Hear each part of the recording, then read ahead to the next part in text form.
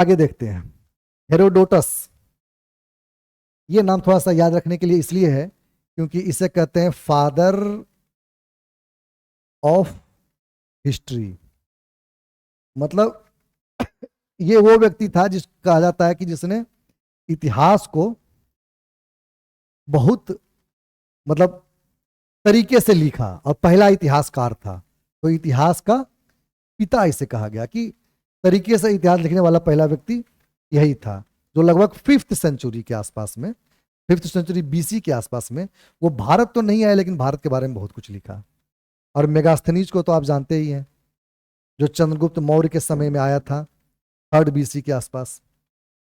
समझ रहे हैं? ये सब हैं जो उससे पहले आए।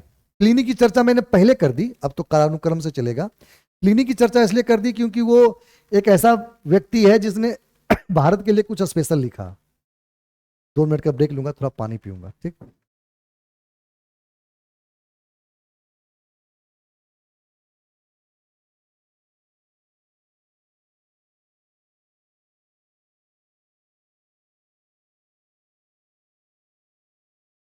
ठंड के दिन में थोड़ी खांसी हो जाती है।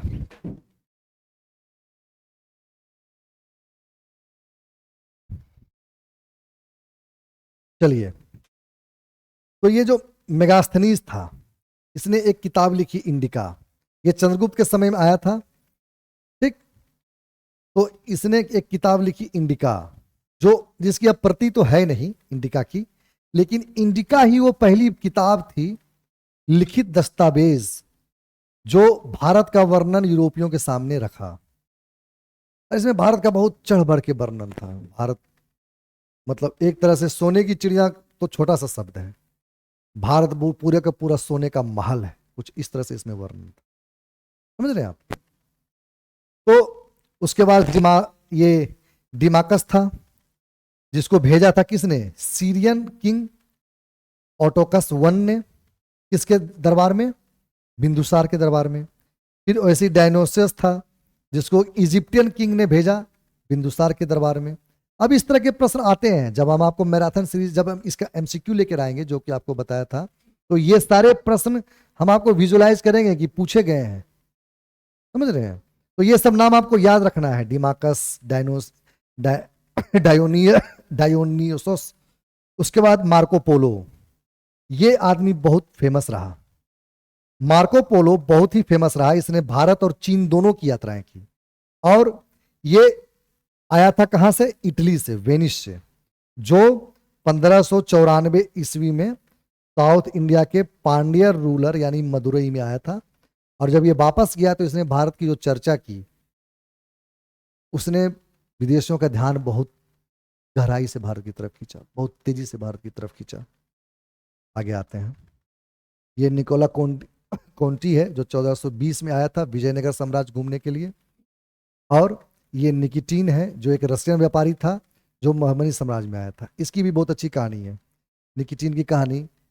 कभी हिस्ट्री चैनल पे पूरा देख लीजिएगा, या मैं स्पेशल लेके आऊंगा जब यात्रियों के बारे में, तब मैं आपको बताऊंगा कि ये लोग कैसे आए और किस तरह से भारत के बारे में क्या क्या वहां जाकर लिखा। बहुत रोचक कहानियां हैं इनकी।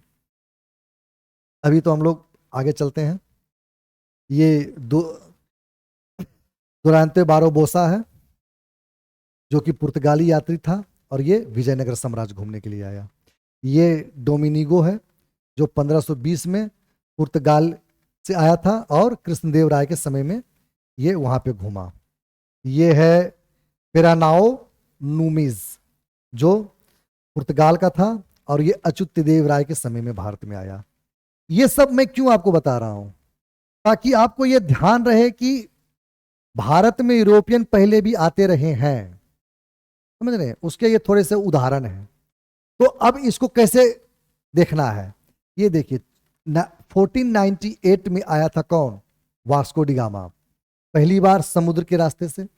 जब हम पुर्तगाल पढ़ेंगे आगे, जब कॉलोनीज पढ़ेंगे, पुर्तगाल पढ़ेंगे, तो हम इसकी पूरी यात्रा को भी देखेंगे थोड़ा सा कॉन्साइज वे में। तो ये देखिए, ये सब जो लोग हैं, ये इसके बाद आए। जब कालानुक्रम पूछ देगा आपसे, क्रोनोलॉजी, और दे देगा कौन पहले आया कौन बाद में आया, तो कैसे याद कीजिएगा? तो आपको बस यही तरीका है कि कौन वास्को डी गामा से पहले आया, जो कि हमने इधर देखा, इन सब के नाम देखे, ये सब वास्को डी गामा से पहले आए, समझ रहे हैं, ये सब लोग वास्को डी गामा से पहले आए। ये सारे नाम आप नोट डाउन कर लीजिए कहीं पे, एक जगह आपको कहीं लिखा हुआ नहीं मिलेगा, समझ रहे हैं। ये सब यूरोपियन का जो आगमन है, और सिर्फ यूरोप के लोग हैं इसमें। मैं चाहता तो इसमें बहुत सारे नाम जोड़ सकता था और भी, लेकिन चूंकि हम यूरोपियन के आगमन पढ़ रहे हैं तो ये सारे नाम आप नोट डाउन कर लीजिए। ये सब आए कब? ये सब आए वास्को डी गामा से पहले, और ये आए वास्को डी गामा के बाद, समझ रहे हैं। विलियम हॉकिंस, इसको तो बहुत अच्छे से पढ़ेंगे ही, क्यों? क्योंकि ये ब्रिटिश था, जो किंग जेम्स वन ने इसको भेजा था, किसके दरबार में? जहांगीर के दरबार में, समझ रहे हैं। ये तो बहुत फेमस है। और ये सर थॉमस रो, ये भी ब्रिटिश किंग जेम्स वन ने ही भेजा था राजदूत बनाकर, किसके? जहांगीर के दरबार में, समझ रहे हैं। उसके बाद पीटर मुंडी, जो कि एक इटली का यात्री था, वो शाहजहां के शासन में आया, शाहजहां के शासनकाल में आया। तो ये सब इंपॉर्टेंट नेम है। उसके बाद तेवेनियर, जिसकी चर्चा मैंने की थी, जिसने कहा था कि भारत यूरोप के सोने का भंडार बनता जा रहा है। ये कौन था? एक फ्रेंच यात्री था। ये सब फैक्ट्स हैं जो आपको बहुत इंपॉर्टेंट हो जाते हैं, कभी भी पूछा जा सकता है। और ये भी ध्यान रखना है, समझने की वाली बात है कि ये भी ध्यान रखना कि कौन ब्रिटिशर्स थे, कौन पुर्तगाली थे, कौन इटली से आए थे, कौन फ्रांस से आए थे। इसको एक जगह नोट डाउन कर लेना है, समझ रहे हैं। जो औरंगजेब के शासनकाल में आया था, कौन? तेवेनियर। फिर ये बेरनियर, ये भी औरंगजेब के शासनकाल में आया था, और जो साउथ इंडिया घुमा था। तो कहने का मतलब क्या हुआ? कहने का मतलब ये हुआ कि उपर्युक्त उदाहरण से हम देख सकते हैं कि भारत और यूरोप के बीच में यात्रियों एवं राजदूतों का आवागमन लगातार चलता रहा, और ये स्थल मार्ग और जल स्थल मिस्र मार्ग से होता रहा। जल स्थल मिस्र मार्ग का मतलब क्या हुआ, तो थोड़ा सा देखते हैं। ये देखिए, ये है यूरोप, समझ रहे हैं, ये है यूरोप, ये क्षेत्र, और ये है भारत। तो कुछ तो ये जो है एशिया माइनर, इसको एशिया माइनर कहते हैं, और यहाँ पे तुर्की है। अभी यहाँ पे युद्ध भी चल रहा है और बहुत प्रॉब्लम है, इजराइल वगैरह के क्षेत्र है इधर, सीरिया वगैरह के। लेकिन उस समय ऐसी स्थिति तो नहीं थी, तो सीरिया नहीं था। तो यहाँ से लोग आते थे, और ये स्थल मार्ग से आते थे। नहीं तो दूसरा रास्ता ये था कि यहाँ पे, जब आप मैप में जाइएगा, जब हम यहाँ पे मैप दिखा रहे हैं तो आपको भी अपना एटलस खोल लेना चाहिए। और सब्जेक्ट कोई भी हो, एटलस मतलब ज्योग्राफी नहीं होता है, current affair, geography, history, polity, कोई भी सब्जेक्ट हो, आपको एटलस हमेशा अपने बगल में रखना है, चाहे कोई भी एटलस आपके पास हो। तो जैसे हम यहाँ एटलस पढ़ा रहे हैं तो आपको वहां खोल लेना है, हो सकता है तब आपका पूरा नोट्स तैयार होगा। सीरियस एस्पायरेंट्स की बात है। यहां पे देखिए है इटली, छोटा सा, समझ रहे हैं। ये इटली की पूंछ देखिए, ये इटली समझ लीजिए, हम उसको कलर कर देते हैं। ये है देखिए इटली, समझ रहे हैं, और ये है अपना भारत। तो ज्यादातर उस समय इटली के ही लोग, वेनिस के लोग जो हैं, वो मोनोपोली रखते थे। कब? जब तक कि समुद्र मार्ग से खोज नहीं हुई थी। और यहां पे क्या नहीं बना था? सुएज कैनाल नहीं बना था। तो ये पूरा स्थल हो गया, समझ रहे हैं, ये पूरा स्थल हो गया। तो इधर है भूमध्य सागर, मेडिटेरियन सी, यहां पे है लाल सागर, रेड सी, लेकिन बीच में क्या था? स्थल था। बीच में इसको पार करने का कोई जगह नहीं था। तो अगर यहां से शिप चलता भी तो डायरेक्ट यहां से होके इधर नहीं आ पाता, जो कि अब ये प्रॉब्लम सोल्व हो गया सुएज नहर बनने के बाद, कर्नल नासिर के योगदान से। तो उस समय ये जो देश था, ये पूरे यूरोप पे, जब स्थल मार्ग से व्यापार होता था सिल्क रोड से, तो ये पूरे यूरोप पे मोनोपोली रखता था। और ऐसा नहीं था कि यहां से व्यापारी यहां आते थे फिर सामान ले जाते थे। ऐसा जरूरी नहीं था।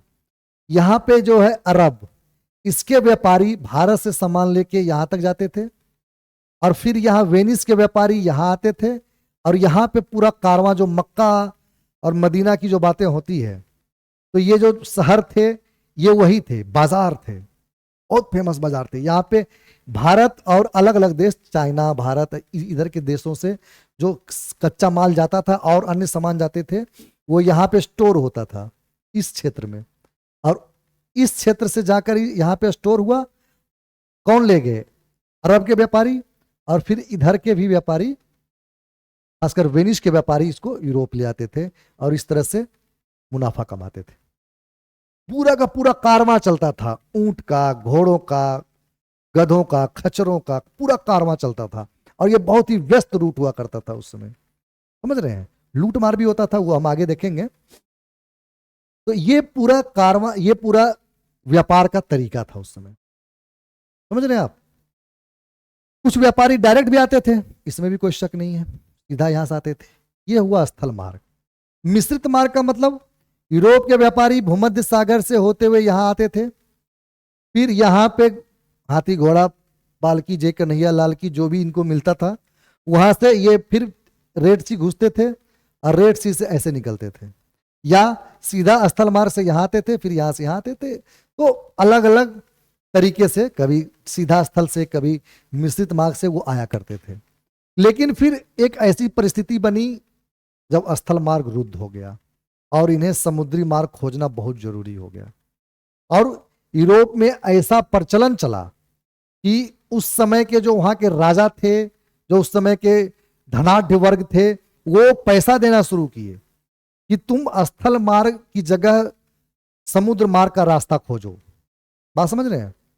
बहुत सारे नाविक उसके लिए तैयार हुए। उसी में ये कोलंबस था, वास्को डी गामा था, और बहुत सारे नाविक थे। तो वो ऐसे नहीं आते थे, उनको फंडिंग होती थी, उनको बढ़ावा मिलता था, उनको कहा जाता था कि तुम खोजो। समझ रहे हैं? जरूरत थी उन लोगों की इधर आने की। क्यों? भारत की तरफ आने की, चाइना की तरफ जाने की, क्योंकि यहां पे उनको मिलता था मसाले, यहां पे उनको मिलता था दुनिया का सबसे श्रेष्ठ मलमल, यहां पे उनको मिलता था दुनिया के सबसे श्रेष्ठ कपड़ा। समझ रहे हैं? कहा जाता है कि भारत के कपड़े पर, एक समय जो हम आगे पढ़ेंगे, कि इंग्लैंड में भारत के एक रुमाल पर, एक अगर आप रुमाल खरीदने जाइए तो उस पर 200% टैक्स होता था, 200 गुना ज्यादा टैक्स।